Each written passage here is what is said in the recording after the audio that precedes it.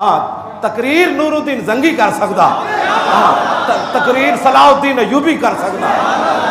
हाँ जी कुरक दे किले होते तवज्जो, कुरक दे किले होते ना जदों बगावत हो गई मिस्र ते नूरुद्दीन जंगी ते सलाहुद्दीन अयूबी कट्ठे सन उस जंग विच ते नूरुद्दीन जंगी ने को इजाजत तलब की थी सलाहुद्दीन अयूबी। वो कहने लगा मैं वापस जाना हूँ, उत्थे बगावत हो गई मिस्र ते तुसी कमान करो कुरक दे।